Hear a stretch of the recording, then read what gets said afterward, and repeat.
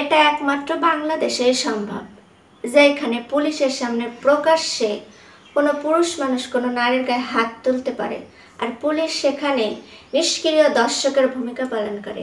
সে দেখতেছে যুদ্ধে কে জয়ী হয়, যে জয়ী হবে এই দুই পার্টির মধ্যে তাকে পুরস্কার প্রদান করা হইবে। এরা আবার নারী স্বাধীনতা নিয়ে কথা বলে। ওরে বাবা, কি নারী স্বাধীনতা! রাকিব টিম আমাদের মিথিলাকে পিটাইছে। এখন কথা হচ্ছে মিথিলা তাদের যে চ্যানেল আছে সেই চ্যানেলে অভিনয় করত, হয়তো তাদের মনোমালিন্য হইতেই পারে। এখন সে সেই চ্যানেল থেকে অব্যাহতি নিয়ে নিজে আর একটা চ্যানেল খুঁজছে।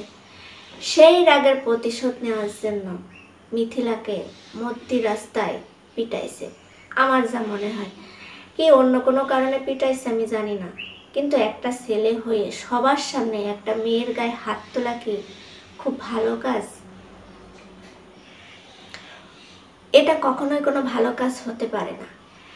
টিমে একসাথে কাজ করতো, মনোমালিন্য হতেই পারে, দল থেকে বের হয়ে যাইতেই পারে, তাইতে কি মধ্যি রাস্তায় কারো গায়ে হাত তুলতে হবে? সেখানে আমাদের পুলিশ বাবা জীবনরা তাকায় তাকায় দেখতেছে, কি করা যায়, কখন কি হবে বাবা?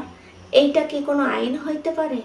ঠিক আছে, অন্তত তাদের ভিতরে না যাও, তাদের এই মারামারিটা থামাও, থামায়ে তাদেরকে একটু শান্ত করো। সেইখানে তোমরা দাঁড়ায় ফোন হাতে নিয়ে টুন টুন টুন টুন করে কথা বলে যাচ্ছ, এটা কোন ধরনের পুলিশের কাজ? হ্যাঁ, আর ওই যে রাকিব, তুমি একটা মেয়েরে পিটাইলা, একটাবার ভাবলে না যে ওই মেয়েটার কি অবস্থা হবে? মেয়েটারে তখন হাসপাতালে ভর্তি করা লাগছে।